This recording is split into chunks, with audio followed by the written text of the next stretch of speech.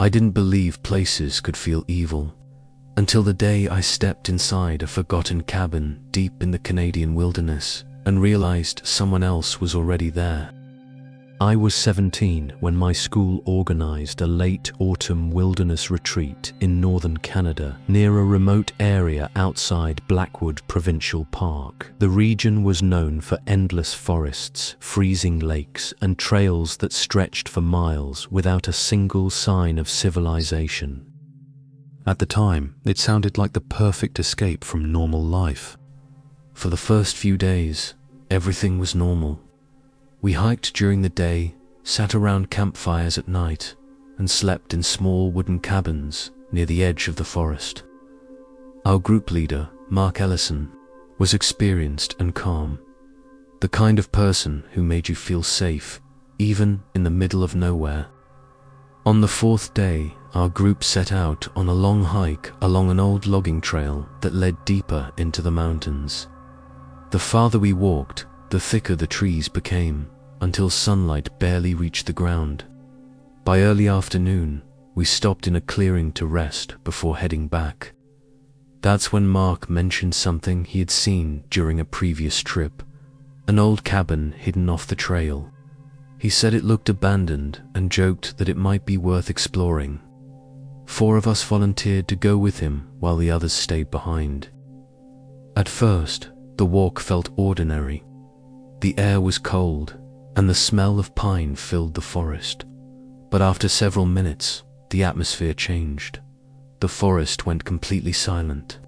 No birds, no wind, nothing. The silence felt unnatural, like the entire forest was holding its breath. I remember feeling an intense sensation of being watched, even though every time I turned around, there was nothing but trees.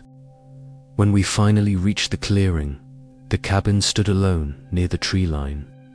The wood had turned grey with age, and the windows were dark and clouded. It didn't look abandoned in the normal way. It looked avoided. Mark approached the front window and looked inside. He said the place seemed empty. The front door was slightly open, swaying just enough to make a faint creaking sound. We should have left right then. Instead, we went inside. The air smelled metallic, cold and sharp. The main room was mostly empty, scattered with broken furniture and deep scratches carved into the wooden floor. An overwhelming sense of dread settled over me, the kind that makes your instincts scream even when nothing is visibly wrong. Then we noticed the back room. Drawn into the floor was a large symbol made from melted wax and ash. In the center sat a single wooden chair. Across the seat, dozens of rusted nails had been hammered upward, turning it into something cruel and deliberate. No one spoke. The air suddenly felt heavier, and a sharp ringing filled my ears. One of the guys whispered that we should leave. Mark agreed immediately, his voice tensed now. Before we could go, he glanced into a small side room near the back of the cabin. He stepped forward, looked inside, and froze, his face drained of color. "Out now," he said. We ran without asking questions. As we burst through the front door, I heard something moving behind the cabin, slow footsteps through the leaves. None of us stopped running until we reached the main trail again. Only later did Mark tell us what he saw. A gas stove was lit, and a pot of water was boiling. Someone had been there while we were inside. We never went back. None of us talked about it again after the trip ended. But even now, years later, when I hike through quiet forests, I sometimes remember that silence and the feeling that something in those woods didn't want us there. And sometimes I wonder if whoever owned that cabin was watching us leave or waiting for us to come back. Some sounds stay with you forever, not because you understand them, but because you never do. I was 14 when it happened, during the late summer of 1984. in a remote stretch of moorland in northern England known locally as Blackamoor Ridge, a place surrounded by old stories and avoided by most locals after dark. At the time, none of that meant anything to me. I was just a kid looking forward to getting out of the city for a few days. That year had been difficult. My mother had passed away earlier in the winter, and my father decided we both needed time away from everything familiar. He borrowed an old camper van from a friend and planned a short trip into the countryside, just the two of us. He called it a chance to clear our heads. The campsite wasn't an official one. It belonged to a friend of his who owned several acres of rough land near the edge of the moors. I've tried finding it on maps years later, but I never could. The roads out there twist and disappear into dirt tracks, and memory fades after enough time. We left Manchester late in the morning and arrived sometime in the afternoon after hours of driving through increasingly empty countryside. The paved roads turned into narrow lanes, and eventually into a rough dirt path barely wide enough for the van. Grass grew thick down the middle of the track, and my father joked that nobody had driven there in years. The campsite itself was a small clearing surrounded by low hills and patches of twisted trees bent by constant wind. The land felt exposed and strangely quiet, with long stretches of open ground broken by stone walls that looked older than anything I'd ever seen. We parked the van, set up a small fire pit, and unloaded our gear. I insisted on sleeping outside in a tent rather than inside the van, partly because I wanted independence, partly because that's just how 14-year-olds think.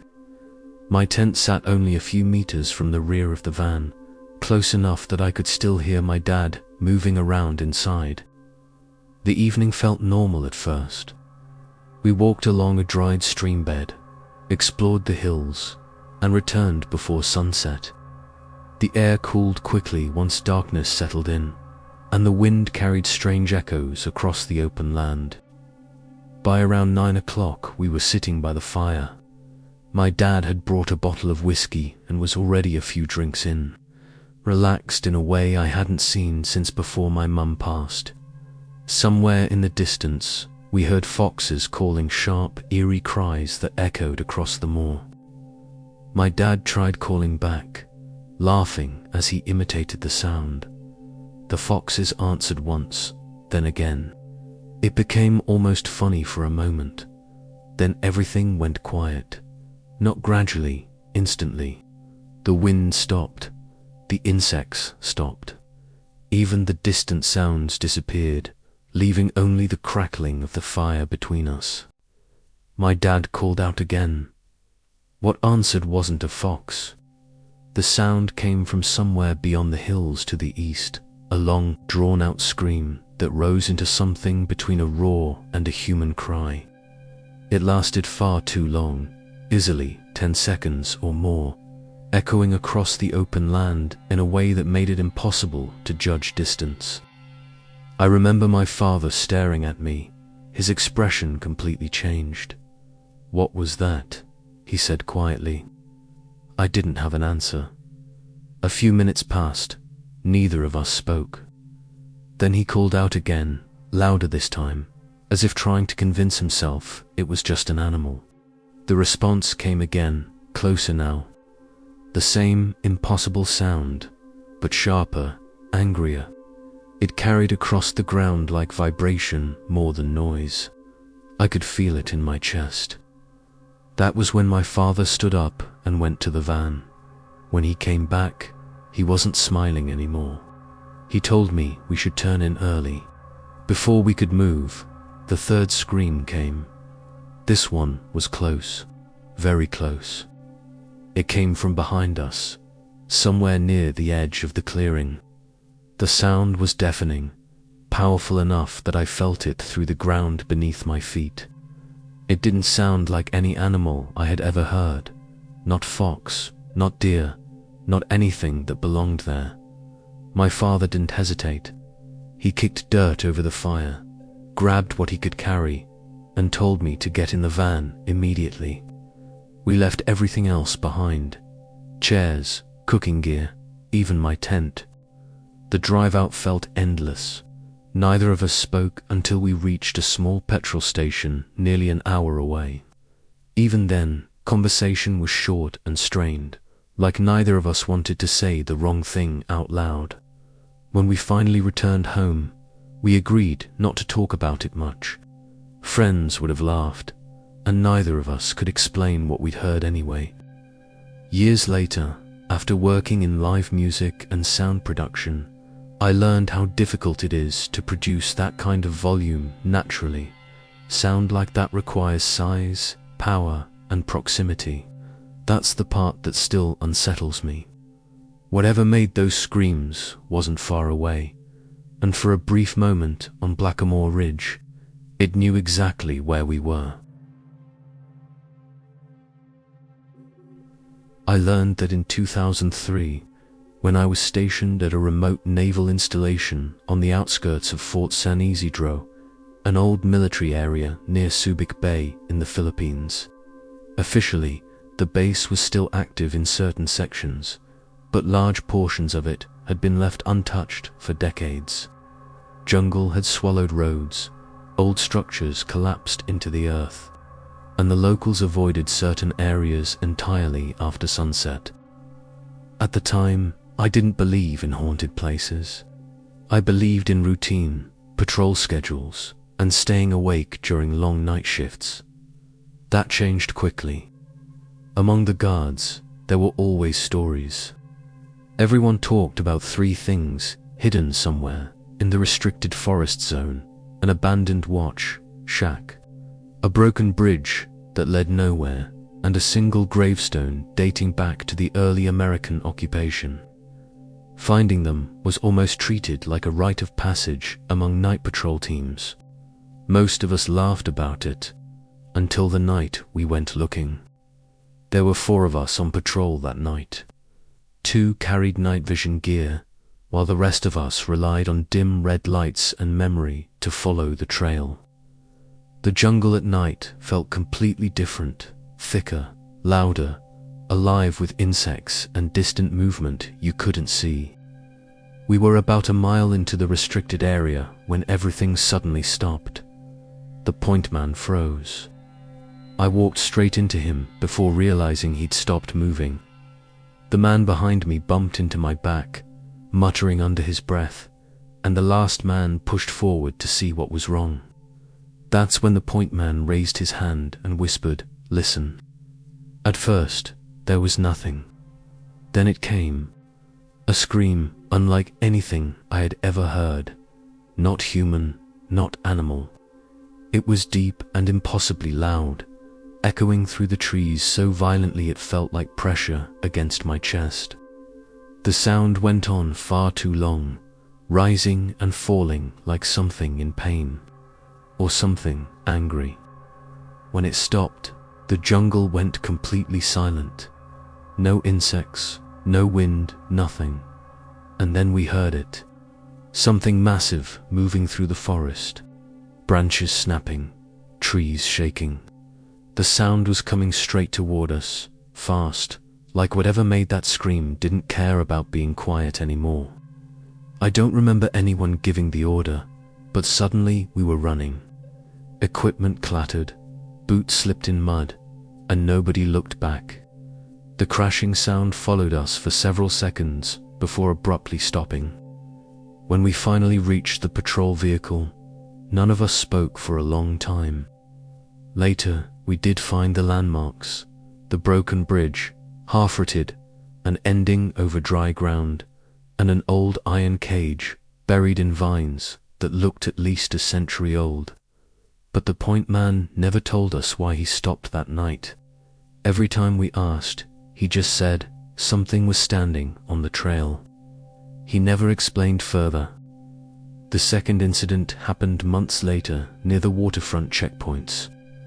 I was on mobile patrol with another guard, parked near one of the old dock entrances, talking with gate personnel during a quiet shift. The night was calm, too calm. In the middle of conversation, my partner suddenly pointed toward the hill behind the docks. "What is that?" Just above the tree line, a light appeared. At first it looked like a single white glow, hovering silently. Then it rose higher, revealing two larger white lights at the front and rear, and smaller red lights forming a diamond shape between them. It moved smoothly, without sound, no hut or noisy. No engine, nothing. The object dipped below the trees again, and for several seconds nobody spoke. Finally, one of the gate guards asked if we were going to check it out. We drove uphill fast, heading toward where we thought it had descended. Halfway there, we encountered another patrol team already searching the area. They said radar operators had detected something briefly entering restricted airspace before disappearing. We searched for nearly an hour. There was nothing there. The next morning, men in plain clothes collected our incident reports. By evening, the entries were gone from the logs entirely. No explanation was ever given. There was one other strange thing about that place. An old albino civet cat that wandered near one of the remote guard shacks. It was missing part of an ear and walked with a limp, but it was unusually calm around people. Guards used to leave food for it during long shifts. One night, it simply stopped appearing. A few days later, during a patrol near the forest edge, we found tracks in the mud, large ones, deeper than any dog or wild pig I'd seen in the area. After that, nobody volunteered for solo patrols near the jungle. I left Fort San Isidro years ago, but even now, I still remember that scream echoing through the trees. I've heard loud sounds in my life, explosions, aircraft, live concerts, but nothing like that. Whatever made that noise wasn't far away, and sometimes I wonder if those abandoned parts of the base weren't empty at all, just waiting for the right moment to remind us we didn't belong there. Even now, years later, I still think about that night. I've heard animals in the wild, aircraft overhead, and sounds loud enough to shake buildings, but nothing that ever felt alive the way that Scream did. What bothers me the most isn't what we heard, it's what we never saw. Because if something that large could move through the jungle without us seeing it, then maybe it was watching us long before we realized it was there. And sometimes I wonder, if we hadn't run that night, would we have finally seen what was making those sounds? Or were we never supposed to? I've told this story to a few people over the years, and everyone seems to have a different explanation. Some say it was just an animal. Others think it was something else entirely.